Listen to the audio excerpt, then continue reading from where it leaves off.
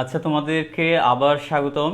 যেহেতু বিদ্যুৎ বিভ্রাটের কারণে এর আগের লাইভটা ইন্টারাপ্ট হয়েছিল, তো এরপর থেকে এর আগের লাইভে যতটুকু পর্যন্ত আমি পড়িয়েছি, ঠিক এরপর থেকে আমি এই লাইভটাতে পড়াবো। এই লাইভটাও আমি তোমাদেরকে টোটাল লিঙ্কের সাথে এটা অ্যাড করে দিব। সো তোমাদের টেনশনের কোনো কারণ নেই। এই লাইভটাতে জাস্ট আগের লাইভের সাথে এটা এর পরবর্তী অতটুকু, এর আগের লাইভে যে ম্যাথ আমি জাস্ট এতটুকু পর্যন্ত করেছিলাম, এই পর্যন্ত যারা বুঝছো তারা একটু আমাকে কমেন্ট সেকশনে জানাও তোমরা বুঝছো কিনা, মানে এই পর্যন্ত বুঝছো কিনা। আমি এখানে কি করছি, এই যে ত্রিভুজ পি এ বি, এই ত্রিভুজের ক্ষেত্রফলটা নির্ণয় করার একটা প্রসেসে ছিলাম, এতটুকু আসছি, পুরোপুরি করি নাই। তো এতটুকু বুঝছো কিনা? আচ্ছা, এনামুল হক সেন্টু বলছো। আচ্ছা, আসসালামু আলাইকুম স্যার। ওয়ালাইকুম আসসালাম। আচ্ছা, ফারজানা সুলতানা পুষ্প। আচ্ছা, তো এখন কি আমার কথা শোনা যাচ্ছে কিনা আর বোর্ডের লেখা দেখা যাচ্ছে কিনা একটু জানাও, আমরা তাইলে পড়া স্টার্ট করে দিই। আচ্ছা, এখানে আমরা কি করছি, আমাদের প্রশ্নটা একটু আরেকবার বলি, যেহেতু এটা ভিডিওটা নতুনভাবে থাকবে। তো এখন এখানে এটা একটা কোয়েশ্চেনটা হচ্ছে ত্রিভুজ এ বি সি এর এ বি সি এই তিনটা শীর্ষবিন্দুর স্থানাঙ্ক দেওয়া আছে। মানে এ বিন্দুর স্থানাঙ্ক হচ্ছে এটা, বি বিন্দুর স্থানাঙ্ক এটা, সি বিন্দুর স্থানাঙ্ক হচ্ছে এটা 3, -4, আর একটা পি বিন্দুর স্থানাঙ্ক দেওয়া আছে এক্স ওয়াই। ঠিক আছে, তাহলে তোমাকে দেখাও যে পি এ বি এর ত্রিভুজ P A B divided by ত্রিভুজ এ বি সি, তার মানে হচ্ছে পি এ বি এর ক্ষেত্রফল, এই ত্রিভুজের ক্ষেত্রফল আর এই ত্রিভুজের ক্ষেত্রফল নির্ণয় করে তারপরে এটা ভাগ করতে হবে। ভাগ করলে এটা আসবে, এটা দেখাইতে হবে। তাহলে আমরা বেসিক যে বিষয়টা সেটা হচ্ছে আমাদেরকে ত্রিভুজের ক্ষেত্রফল নির্ণয় করাটা জানতে হবে। তাহলে ত্রিভুজের ক্ষেত্রফল কিভাবে নির্ণয় করি? প্রথমে উপরের পি এ বি ত্রিভুজের ক্ষেত্রফল নির্ণয় করি হাফ ইন্টু, এটা আমরা এসএসসিতেও দেখেছি, যেহেতু এটা পারবা।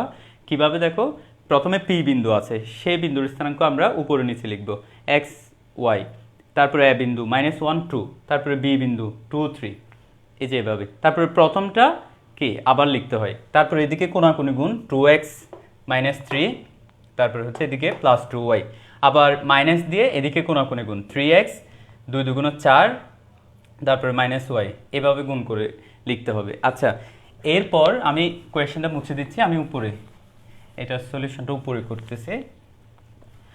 আচ্ছা, তাহলে এখানে কি আসতেছে,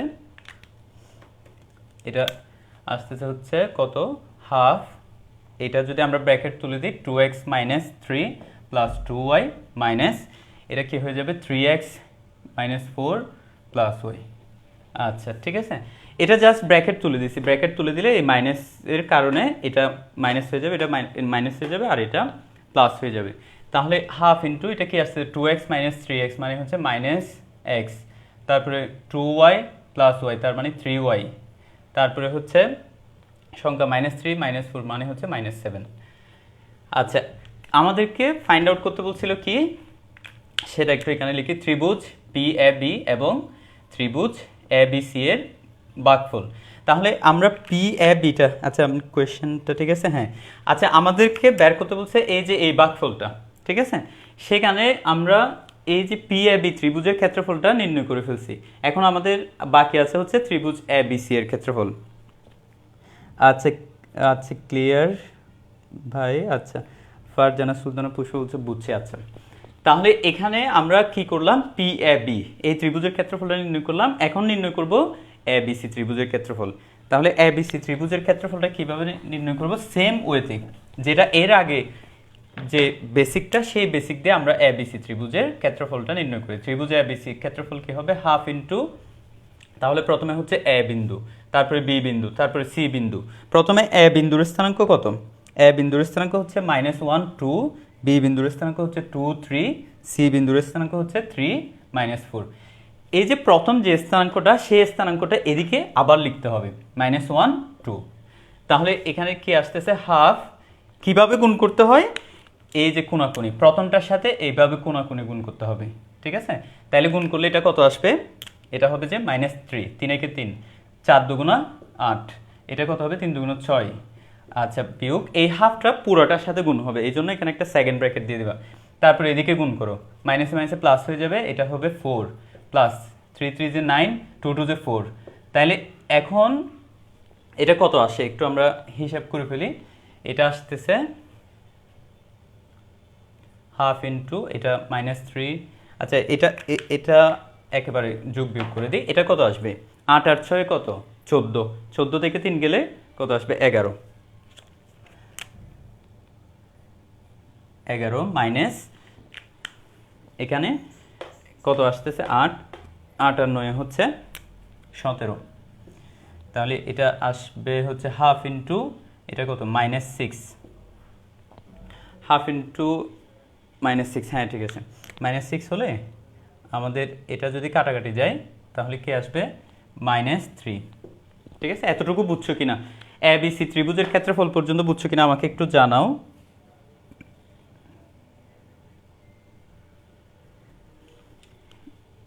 এটা এটা কি বুঝছো কিনা সেটা একটু জানাও আমাকে। আচ্ছা এটা 3 একে 3, 4 দুগুণ 8, 3 দুগুণ 6,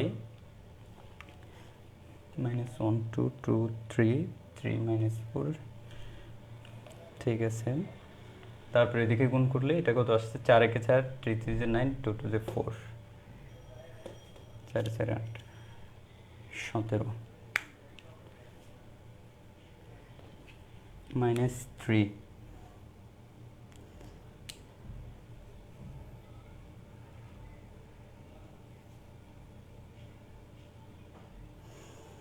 আচ্ছা ঠিক আছে, তাহলে এখন আমরা কি করব?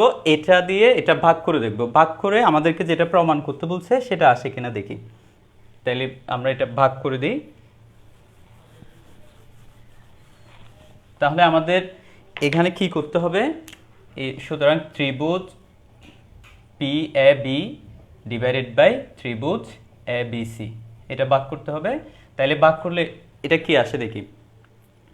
আচ্ছা তাহলে আমাদের PAB এই ত্রিভুজের ক্ষেত্রফল কত আসছিল? PAB, আচ্ছা এটা এটা কত আসছিল আমাদের?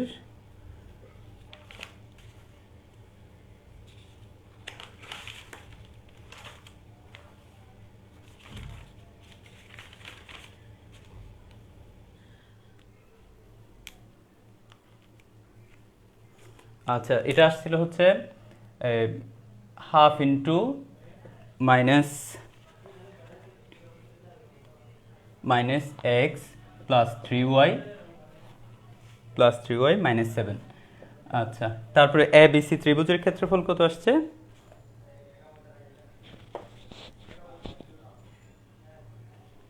ABC ত্রিভুজের ক্ষেত্রফল আসছে -3, ঠিক আছে।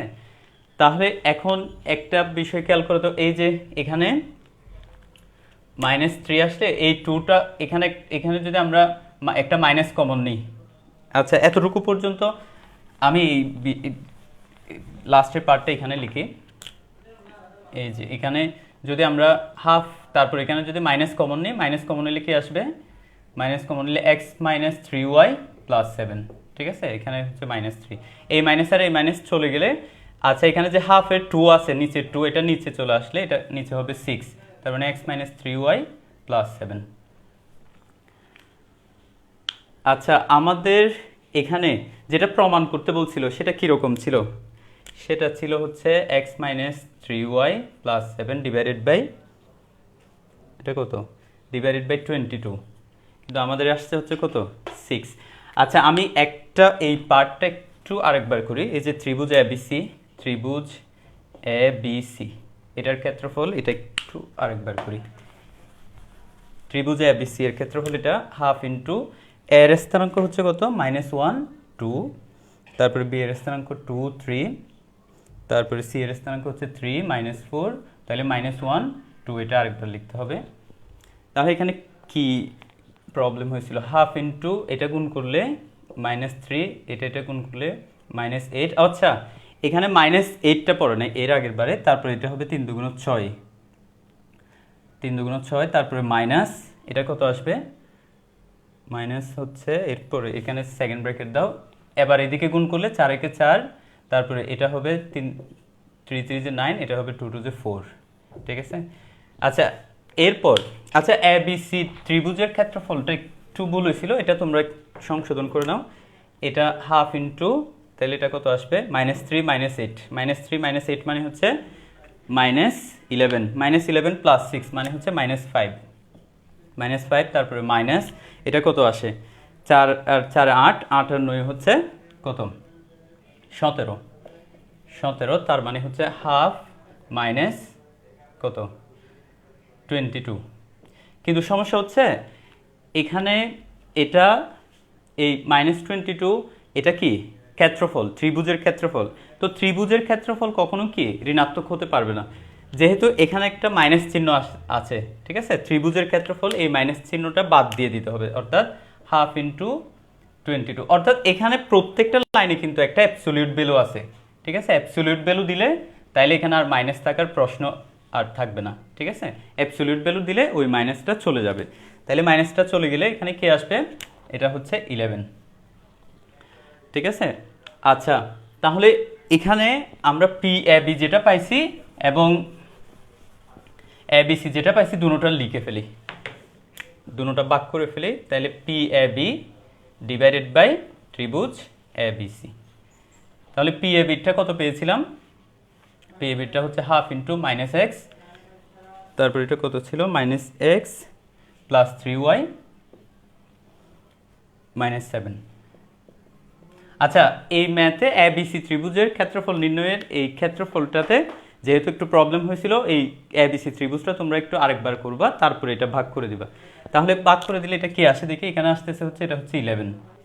আচ্ছা, এটা তো অ্যাবসলিউট ভ্যালু আছে, যেহেতু এটা ত্রিভুজের ক্ষেত্রফল, তাইলে আমরা হাফ ইন্টু এখানে যদি মাইনাস কমন নিই, এটাতে যদি আমরা মাইনাস কমন নিই তাহলে আসবে এক্স মাইনাস 3y প্লাস 7, ঠিক আছে? নিচে হচ্ছে 11।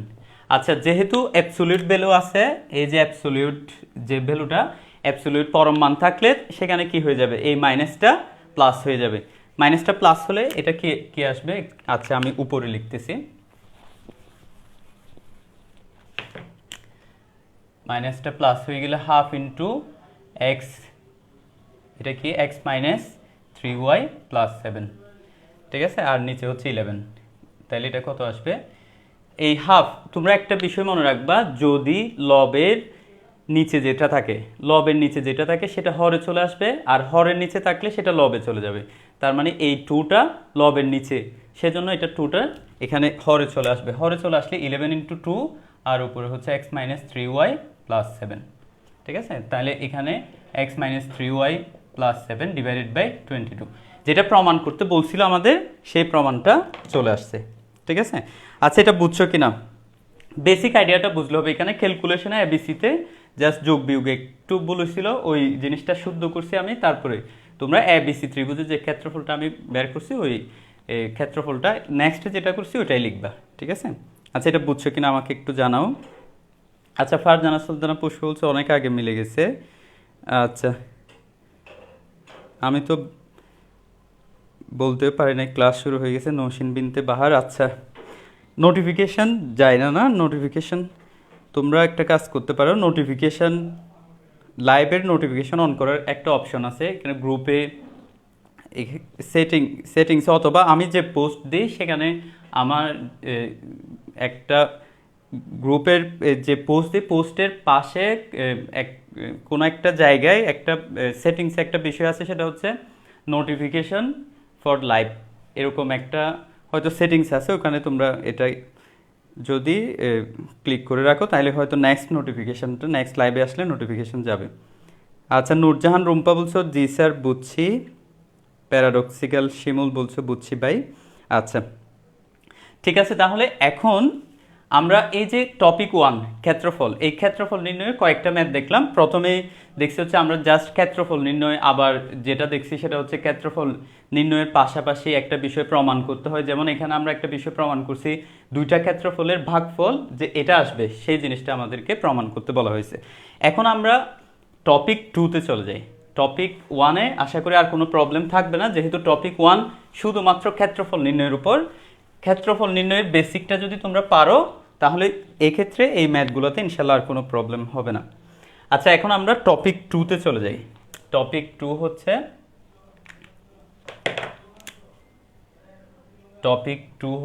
হচ্ছে সমরেখ হলে কেমন হবে। সমরেখ কথাটা থেকে আসলে পুরোপুরি বুঝতে পারবে না তোমরা। সেটা হচ্ছে সমরেখ মানে হচ্ছে 3টা বিন্দু যখন একই রেখায় হবে। মনে করো একটা বিন্দু হচ্ছে এ, আরেকটা বিন্দু হচ্ছে বি, আরেকটা বিন্দু সি।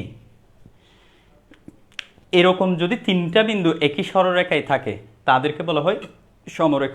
আচ্ছা, সমরেখ মানে হচ্ছে তিনটা বিন্দু যদি একই সরলরেখায় থাকে, তিনটা বিন্দু, তাহলে সেটাকে বলা হয় কি সমরেখ। সমরেখ যদি হয়, এটা কি কোনো ত্রিভুজ গঠন করছে? তুমি দেখো তো, আমরা যে কোনো একটা ত্রিভুজ লিখি এভাবে, মাঝখানে একটা কি আছে, জায়গা আছে, এই জায়গাটাই হচ্ছে তার ত্রিভুজের কি ক্ষেত্রফল। এখানে দেখো তো, এই এ বি সি যদি একটা সরল রেখায় হয়, তাহলে এ বি সি দিয়ে কি কোনো ধরনের ত্রিভুজ গঠন করবে? করবে না, কারণ হচ্ছে তিনোটা একই সরলরেখায়, এটা এই ধরনের কোনো জায়গা সে ওন করতেছে না, ঠিক আছে? তো সেজন্য এটা নিয়ে কোনো ত্রিভুজ গঠন হবে না। তাহলে ত্রিভুজ যদি গঠন না হয়, আমরা যদি এই তিনটা বিন্দুর ত্রিভুজের ক্ষেত্রফল বের করি, যেহেতু এটা নিয়ে কোনো ধরনের এখানে ক্ষেত্রফল হয় নাই, এই ধরনের কোনো ক্ষেত্রফল আসবে না যেহেতু একই সরলরেখায়, সেজন্য এটার ক্ষেত্রফল কত হবে? শূন্য হবে। তাহলে এখানে যে বেসিক আইডিয়াটা তোমাকে মনে রাখতে হবে সেটা হচ্ছে, যদি তিনটা বিন্দু এ বি সি সমরেখ হয়, মানে একই রেখায় হয়, তবে ত্রিভুজ এ বি সি সমান 0। এই যে ত্রিভুজ এ বি সি, এই ত্রিভুজ এ বি সি এটার মানে হচ্ছে ত্রিভুজ এ বি সি এর ক্ষেত্রফল। ত্রিভুজ এ বি সি এর ক্ষেত্রফলটা কি আসবে? 0 আসবে। এই বেসিক আইডিয়া থেকে আমরা টপিক 2 এর ম্যাথগুলো করতে পারবো। তাহলে এই টপিক 2 এর সমরেখ, এটার বেসিকটা খুবই ইজি। যদি তিনটা বিন্দু একই সরলরেখায় থাকে, তাহলে তাদের ক্ষেত্রফলটা কি আসবে? 0 আসবে, ঠিক আছে? আচ্ছা, এই টপিকের উপর আমরা একটা ম্যাথ করি, তাহলে টপিকটা আরেকটু বুঝতে সুবিধা হবে তোমাদের জন্য।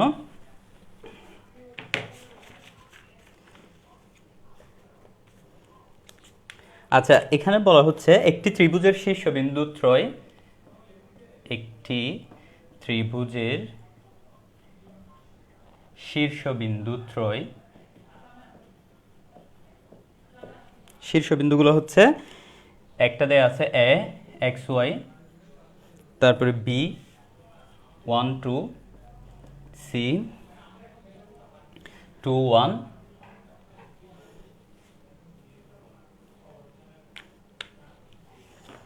না এটা এটা আমরা করে ফেলেছি, এটা এই ম্যাথটা না, তোমরা কষ্ট করে এটা মুছে দাও। আমি আরেকটা, একটি ত্রিভুজের শীর্ষবিন্দু ত্রয়, একটি ত্রিভুজের শীর্ষবিন্দু ত্রয়, শীর্ষবিন্দু ত্রয় হচ্ছে, একটা হচ্ছে টি, একটা হচ্ছে টি প্লাস 1 কমা 1 একটা, তারপরে হচ্ছে 2t প্লাস 1 কমা 3, তারপরে আরেকটা হচ্ছে 2t প্লাস 2 কমা 2t। তাহলে তার ক্ষেত্রফল নির্ণয় করো এবং দেখাও যে, তার ক্ষেত্রফল নির্ণয় করো এবং দেখাও যে t সমান 2 অথবা t সমান -12 হলে ওই বিন্দুগুলো সমরেখ হবে, ওই বিন্দুগুলো সমরেখ হবে। আচ্ছা, এখানে আমরা আগে জাস্ট কোয়েশ্চেনটা বোঝার চেষ্টা করি। এখানে কোয়েশ্চেনটা কি বলছে দেখো, একটা ত্রিভুজের শীর্ষবিন্দুগুলো দেয়া আছে। মনে করো কোনো একটা ত্রিভুজ হচ্ছে এ বি সি, সেই ত্রিভুজের শীর্ষবিন্দু এটা হচ্ছে এ, এটা হচ্ছে বি, আর এটা হচ্ছে সি। তাহলে এ বি সি তো তোমাকে দেয়া আছে, সেই ত্রিভুজের তোমাকে ফার্স্টে ক্ষেত্রফল নির্ণয় করতে হবে। তাহলে আমার কাজ কি? আমার কাজ হচ্ছে প্রথমে ক্ষেত্রফলটা নির্ণয় করতে হবে, ঠিক আছে?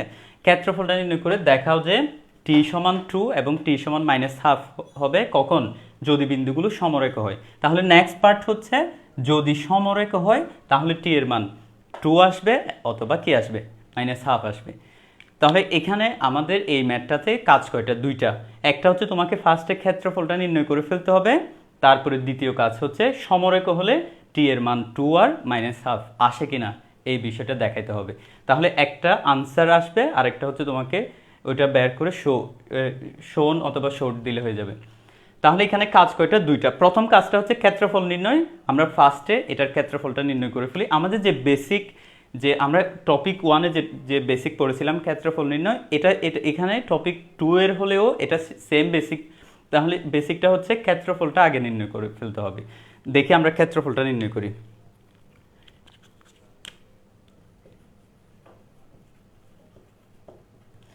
তাহলে ক্ষেত্রফল কত আসবে? ক্ষেত্রফল,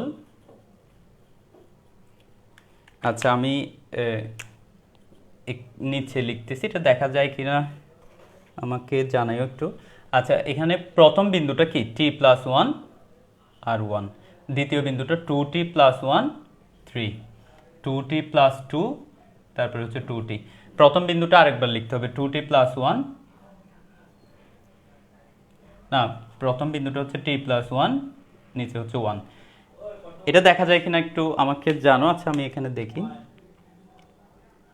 হ্যাঁ ঠিক আছে। আচ্ছা বিন্দুগুলো ঠিক আছে, বিন্দুগুলো হচ্ছে t+1 1, তারপরে হচ্ছে 2t+1 3, আরেকটা হচ্ছে 2t+2 2t, প্রথমটা আরেকবার t+1 1। আচ্ছা এটা হচ্ছে সেম আগের টপিকের মতোই, এটা জাস্ট ক্ষেত্রফলটা নির্ণয় করে ফেলি। আমি কোয়েশ্চেনটা মুছে দিচ্ছি।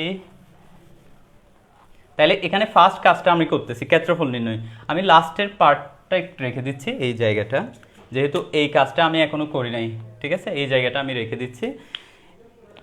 এটা এটা তোমরা আরেকবার লিখিও না, দেখো এখান থেকে এদিকে। আচ্ছা এটা কি আসে দেখি। তাইলে এটা হচ্ছে হাফ ইন্টু, আমাদের ক্ষেত্রফল আমরা কিভাবে নির্ণয় করি? ক্ষেত্রফল হচ্ছে এটার সাথে এটা গুণ করতে হয়।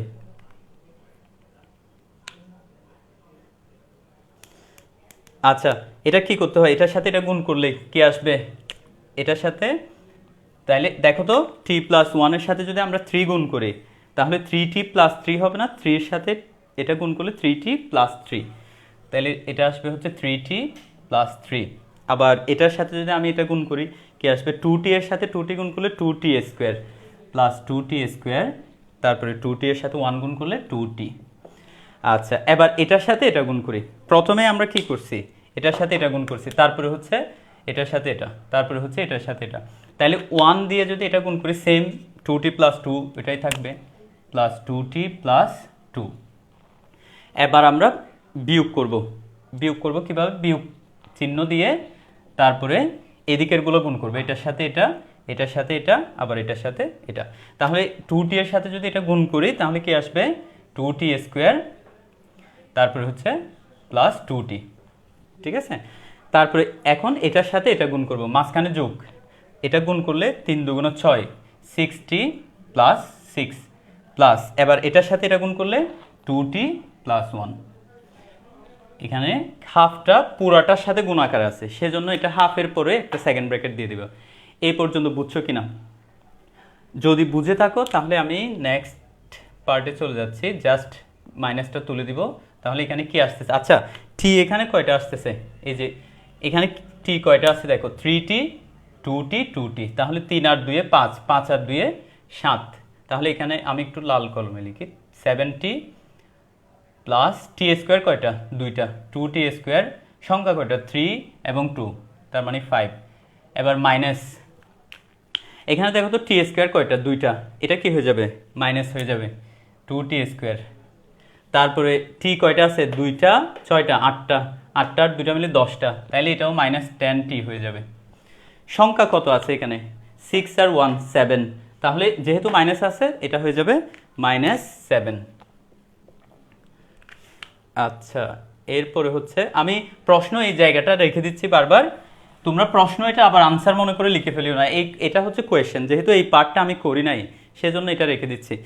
আচ্ছা এরপর দেখো এই লাইনের পর আমি তারপরেও এখানে এরো সাইন দিচ্ছি, এই লাইনের পর এই লাইন, এটা আসতেছে হচ্ছে কত? হাফ 2t², আর এটা চলে যাবে 2t² চলে যাবে, তাহলে 7t - 10t, এটা আসবে কত? -3t। তারপরে হচ্ছে এটা 5 - 7, এটা হবে কত? -2, ঠিক আছে। তাহলে কি আসছে? হাফ -3t মাইনাস কত? -2। আচ্ছা তো এখন এটা থেকে তো আর ছোটো করা যাচ্ছে না, ঠিক আছে। আচ্ছা, এটাই হচ্ছে একটা আনসার, অর্থাৎ আমাদেরকে বলছে এটার ক্ষেত্রফলটা নির্ণয় করার জন্য জাস্ট এই ক্ষেত্রফলটা আমরা নির্ণয় করলে এটা একটা আনসার। ঠিক আছে, এরপরে কি বলছে আমাদেরকে, দেখো যদি সমরেখ হয়, সমরেখ হলে টি এর মান একটা আসবে হচ্ছে 2, টি আরেকটা আসবে হচ্ছে -12। সমরেখ হলে আমরা টপিক 2-তে আছি এখন। আমরা একটু আগে যেটা পড়েছি সেটা হচ্ছে যদি তিনটা বিন্দু সমরেখ হয় তাহলে কি হবে, তার ওই তিনটা বিন্দু দিয়ে যে ত্রিভুজ হবে সেই ত্রিভুজের ক্ষেত্রফলটা 0 আসবে। ঠিক আছে, তাহলে আমরা ক্ষেত্রফল পেয়ে গেছি, এই ক্ষেত্রফল সমান কি আসবে, 0 আসবে। তাহলে আচ্ছা, এটা আনসারটা একটু আমি চেক করে নিই হয়েছে কিনা।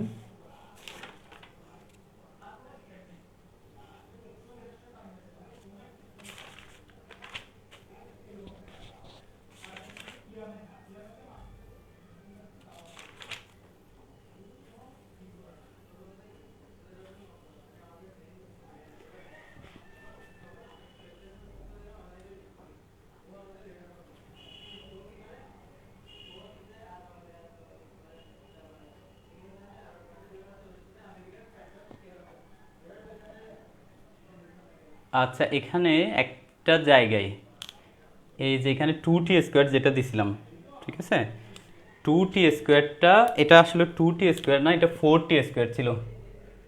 একটু তোমরা ওই জায়গাটা ঠিক করে দাও, এটা 4t স্কোয়ার হবে। তাহলে এটা 4t স্কোয়ার হলে 4t স্কোয়ার, ঠিক আছে, 4t স্কোয়ার থেকে 2t স্কোয়ার চলে গেলে এখানে একটা 2t স্কোয়ার থেকে যাবে।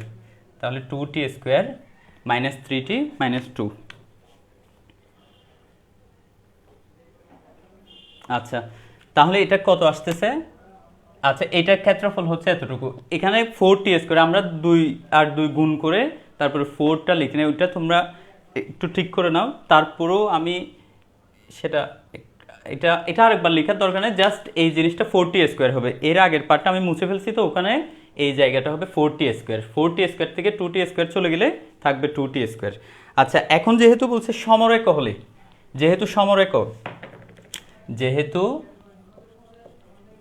এখানে ওই পার্টটা লিখে ফেলি। আচ্ছা, উপরে লিখি, উপরে এখানে লিখি, যেহেতু যেহেতু এ বি সি, যেহেতু বিন্দুগুলো সমরেখ, বিন্দুগুলো সমরেখ, সুতরাং ক্ষেত্রফল সমান কি আসবে, ক্ষেত্রফল সমান 0।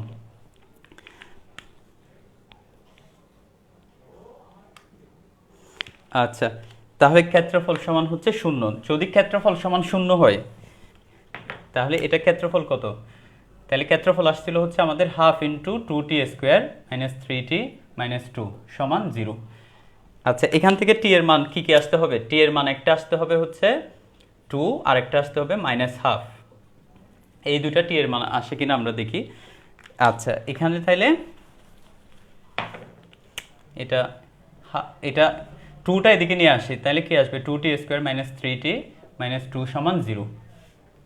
আচ্ছা, এটা 2 2 4, এটাকে যদি আমি মিডল টার্ম করি তাহলে 4 একে 4, 4t + t -2 সমান 0। তাহলে 2t কমন নিলে t -4, t -2 আর 1 কমন নিলে এটা আসবে হচ্ছে t -2 সমান 0। তাহলে t -2 ইন্টু 2t + 1 সমান 0। ঠিক আছে, তাহলে আমি এই পাশে করি, এখানে মান কি আসে দেখি। তাহলে t সমান একটা আসবে কত, 2। এখান থেকে এই যে t -2 এটা সমান কত আসবে, 0। তাহলে t সমান একটা আসবে 2। আবার অথবা এটা সমানও 0 হবে না, অথবা 2t + 1 সমান 0। তাহলে 2t সমান -1, t সমান -12। অর্থাৎ তোমাকে যদি সমরেখ হয় ক্ষেত্রফল 0 ধরে, সেখান থেকে t এর মান একটা কি আনতে হবে, 2 আনতে হবে, আর একটা t এর মান হচ্ছে -12 আনতে হবে। এটাই তোমাকে প্রমাণ করতে বলছে, প্রথমে ক্ষেত্রফল এবং তারপরে হচ্ছে টি এর মান নির্ণয়। ঠিক আছে, তাহলে এই টপিকে, এই যে টপিক 2 যেটা, এই টপিকের মধ্যে আমাদের বেসিকটা হচ্ছে ক্ষেত্রফল নির্ণয় করে ওই ক্ষেত্রফলটাকে কি ধরতে হবে, 0 ধরতে হবে। তাহলে তোমাদের যেটা নির্ণয় করতে বলবে সেটা চলে আসবে। আচ্ছা, এটা বুঝছো কিনা, এই টপিকের বেসিকটা বুঝছো কিনা একটু আমাকে বলো।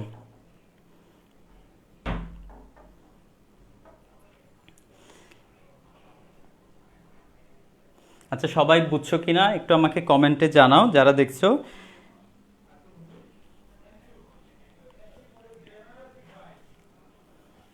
হ্যাঁ, এটা বলছো ফারজানা সুলতানা পুষ্প, ভেরি গুড। এটাকে আরেকভাবেও করা যায়, সেটা হচ্ছে ঢাল নির্ণয় করে। আমি এর আগে বলছিলাম এটাকে আসলে অনেকভাবে করা যায়। এই ম্যাথটা, যদি তিনটা বিন্দু, সাপোজ এখানে এ বিন্দু, এটা হচ্ছে বি বিন্দু, এটা হচ্ছে সি বিন্দু, তাহলে আমরা এখানে শর্তটা কি বলছিলাম, তিনটা বিন্দু যদি সমরেখ থাকে তাহলে তার ক্ষেত্রফল কি হবে, ক্ষেত্রফল শূন্য হবে। আচ্ছা, ক্ষেত্রফল শূন্য হবে, এটা এটা দিয়ে আমরা এইটি প্রমাণ করছি। আরেকভাবে করা যায় যেটা তুমি বলছো, সেটা হচ্ছে দেখো তো এ বি এবং বি সি পরস্পর কি সমান্তরাল, যেহেতু একটা রেখার উপর, তার মানে A B R B C হচ্ছে পরস্পর সমান্তরাল। তো আমরা এ বি এর ঢাল এটা যদি বের করি, এটার ঢালকে যদি আমরা M1 ধরি, আর বি সি এর ঢালকে যদি আমরা M2 ধরি, তো আমরা কি জানি, আমরা জানি হচ্ছে A B R B C যদি পরস্পর সমান্তরাল হয় তাহলে এই দুটা ঢাল কি হবে, সমান হবে।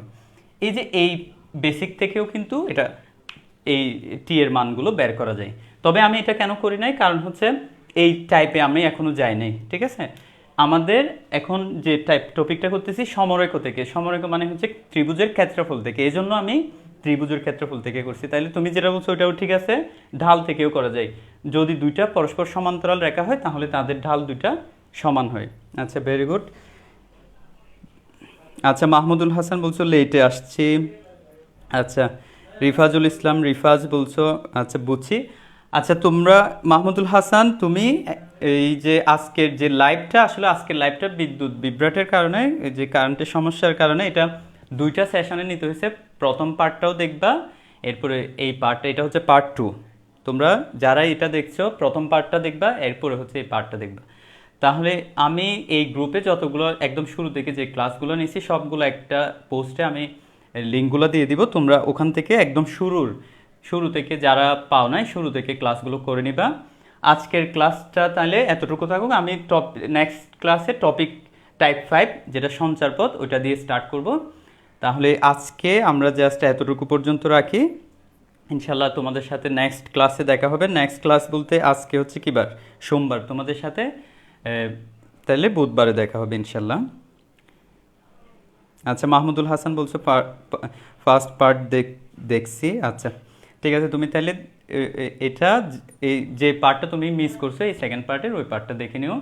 তোমাদের সবাইকে অসংখ্য ধন্যবাদ। আজকের ক্লাসে এতক্ষণ ধরে, অনেকক্ষণ ধরে আসলে তোমরা ক্লাসটা দেখছো অনেকেই, তোমাদের সবাইকেই ধন্যবাদ। এবং আজ নেক্সট ক্লাস দেখার জন্য তোমাদেরকে সবাইকে আমন্ত্রণ রইল। সবাই দেখবা, যেহেতু ক্লাসগুলো খুবই ইম্পর্টেন্ট।